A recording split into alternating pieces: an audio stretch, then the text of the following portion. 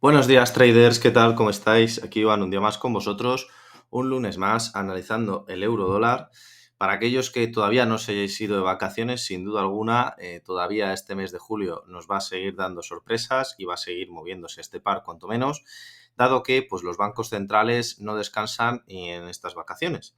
Y esto es debido al efecto de la inflación. Así que, bueno, vamos a ir viendo qué va a ocurrir a lo largo de esta semana y, por lo tanto, cuáles van a ser las mejores posiciones. Para aquellos que no hayáis visto un vídeo mío con anterioridad, deciros que lo dividimos en tres partes: un análisis fundamental, seguido de un análisis técnico y luego una conclusión con ambas partes.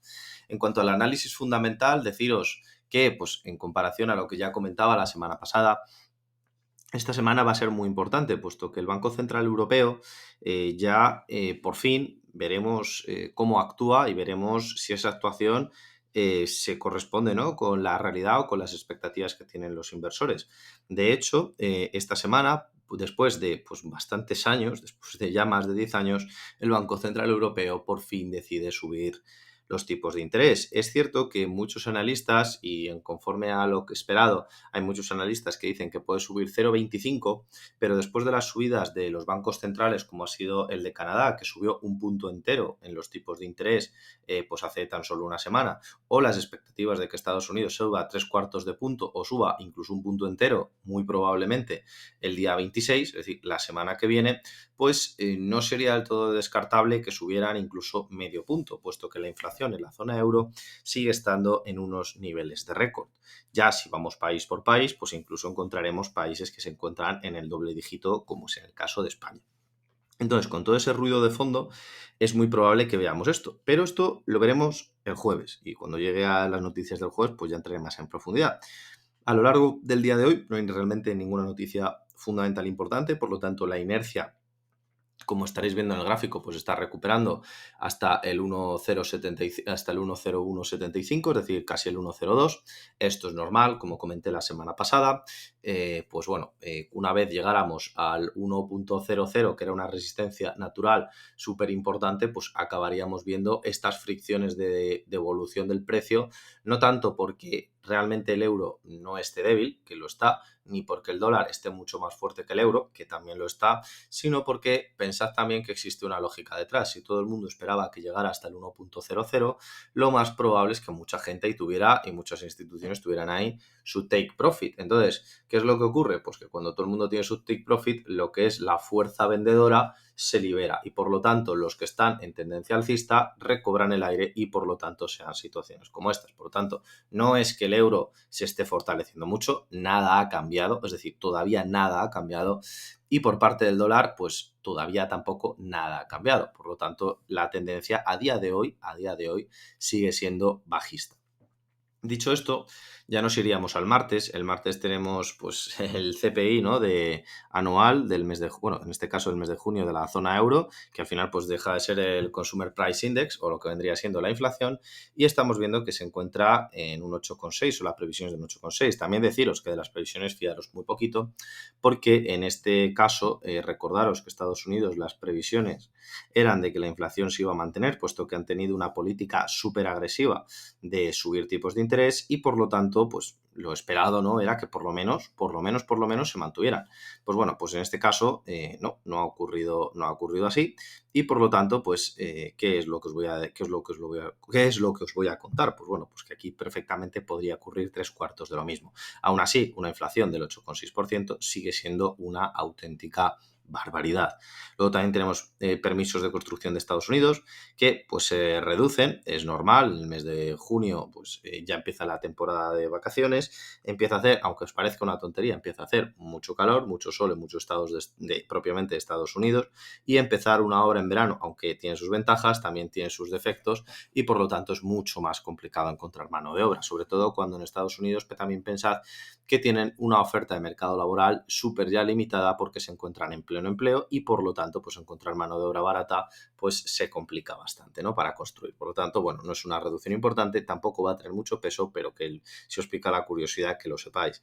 Luego, por otro lado, pues tenemos también ya noticias el miércoles, también de viviendas, de viviendas existentes para la venta el mes de junio. Es cierto que se está reduciendo muchísimo la venta de viviendas nuevas para vender, debido a que, bueno, la gente, pues como está viendo subidas de tipos de interés, es normal que cuando uno va a pedir un crédito a un banco, en Estados Unidos o donde sea, pues lo que antes salía casi gratis, que era pedir un crédito y tan solamente tenías que pagar el nominal al banco, pues ahora los americanos están viendo cómo tienen que pagar ya porcentajes más elevados. Entonces, al tener que pagar porcentajes más elevados, eso como influye bastante sobre el monto total, pues hay mucha gente que está diciendo, pues no me la compro, o me espero, o ya veré qué hago. Por lo tanto, están diluyéndose la posibilidad de comprar la vivienda y por lo tanto pues el mercado de vivienda de Estados Unidos parece que no termina de despegar y probablemente sea de los sectores que más vaya a sufrir esta subida de tipos. Y luego ya nos vamos al jueves. El jueves es un día súper importante para el euro. Vamos, un día histórico, como os venía diciendo antes, donde vamos a ver la subida de tipos. Como os he dicho, la previsión es de 0,25, pero no me extrañaría para nada una subida hasta de medio punto porcentual. Dicho esto, yo creo que no es que vaya a cambiar la dinámica porque, aunque muchos creen que esto va a tener un impacto fuerte, es cierto que va a tener un impacto fuerte porque es la primera subida de tipos, pero pensad en el largo plazo, se siguen pagando muchísimos más intereses en Estados Unidos, en Reino Unido, en Canadá, es decir, en Nueva Zelanda, que en la mayoría, que en la zona euro. Por lo tanto, sus divisas siguen siendo muchísimo más atractivas para el consumidor y sobre todo también para el ahorrador. Por lo tanto, la gente lo que va a querer es dólares. ¿Por qué? Porque os voy a poner un ejemplo muy sencillo. En Europa, una cuenta remunerada, por ejemplo, pues os pueden estar pagando a día de hoy y con las expectativas de la subida de tipos, os pueden estar pagando de un 0,75 a un 1% como mucho en una cuenta tipo fijo. Mientras que en Estados Unidos estamos ya viendo cuentas al 2 y pico por ciento. Entonces, si tú tienes que ahorrar, pues vas a ahorrar donde más intereses te paguen. Si vas a invertir en depósitos a tipo fijo, que es la mayoría de la gente lo que tiene en su cuenta bancaria, que es lo que le pagan a final de año, pues obviamente van a invertir, ¿no?, en dólares y eso pues multiplicando a efectos globales. Por lo tanto, pues bueno, es cierto que la subida de tipos va a favorecer el euro, pero en cuanto a la semana que viene suba un punto porcentual, el dólar pues va a ganar muchísima más fuerza que el euro y seguramente acabemos viendo una vela de reversión total. Luego también pues hay algún dato por aquí de la Fed de Filadelfia que pues va a sacar su PMI manufacturero el mes de julio. Deciros que todavía estamos a mitad de mes, pero es un dato importante donde vemos que pues sigue estando en negativo, ¿no? Por lo tanto, sigue habiendo una contracción de los productos manufacturados en Estados Unidos. Pero como os he dicho, es por una vertiente variable, es decir, no solamente es por la subida de tipos, sino también, pues, como os he dicho antes, por la falta de mano de obra, pues es decir, un poco de todo. También el coste de materias primas, etcétera. Y por último, pues tenemos el PMI manufacturero ya el viernes de Alemania, del mes de julio, que pues igual que Estados Unidos también está en negativo, Alemania ya roza los 50 puntos, 50,6. Es normal, el tema energético pues les está pegando muy, muy fuerte. También por otro lado, pensad que si esto cae por debajo de los 50 puntos, cuando todavía no se ha cortado el gas y ni hemos tenido problemas de suministro con esto, ¿cómo se llama?, con Rusia, imaginaros en invierno la que se puede preparar, ¿no?, a nivel manufacturero, sobre todo cuando es un país electrointensivo. Y bien, como os he dicho antes, esta semana la verdad es que había mucho que contar, pero ya sabéis que el tema fundamental pues está a la orden del día, ¿no? Y en este caso, pues deciros que os voy a pintar una línea en directo porque me acabo de fijar que no la tenía yo pintada, que es, pues bueno, otra línea de tendencia. Es cierto que, bueno, alguno pensará, bueno, es que la línea de tendencia va a llegar, fijaros si todavía hay espacio para que llegue a la línea de tendencia, tendría que subir 400 y pico pips, por lo tanto, pues bueno, como os digo muchas veces, no penséis que va a haber una devolución tan rápida del precio, ¿no? En este caso, pues yo como os he dicho, aquí hay una resistencia histórica del 1,017, la verdad es que se ha roto hace pocos días, por lo tanto, perfectamente puede volver a recuperarle. Fijaros el espacio que hay hasta el 1,035. Aquí ya pues la cosa empieza a ponerse más complicada a medida que escalamos y ya hasta el 1,057 pues hay un montón de resistencias, ¿no? ¿Qué creo yo que va a pasar en términos técnicos? Pues bueno, en términos técnicos pensad que estamos en una zona pues no vista antes, por lo tanto pues no hay soportes, no hay resistencias, no hay zonas de delimitación claras. De hecho, lo único que hay claro es la tendencia, pues que en este caso es bajista.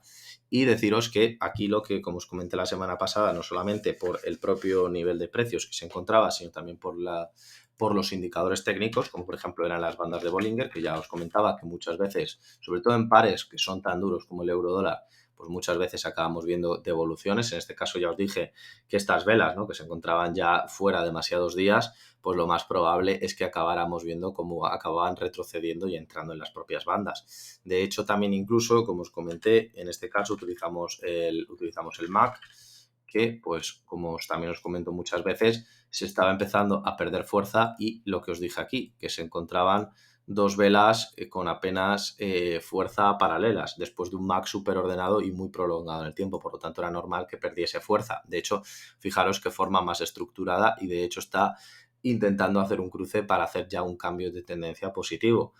Bueno, cambio de tendencia, ya me entendéis, que tenga por lo menos unos cuantos días de movimientos alcistas. Y luego, por otro lado, tenemos el RSI estocástico, que en este caso os utilicé la semana pasada, os utilicé el Mono y Flow, que de vez en cuando me gusta traerlo por aquí, que como os comenté llevaba ya varios movimientos en los cuales nos estaba indicando que se encontraba en una sobreventa evidente. Deciros que es que esto no lo veíamos desde el mes de abril o incluso desde el mes de marzo, es decir, que han pasado 3 meses para que hayamos vuelto a ver una sobrevendida, ¿no? Y sobre todo teniendo en cuenta que nos encontrábamos en el 1.00, pues yo creo que ahí es donde está el punto, ¿no?, de rebote que deberíais de tener en cuenta.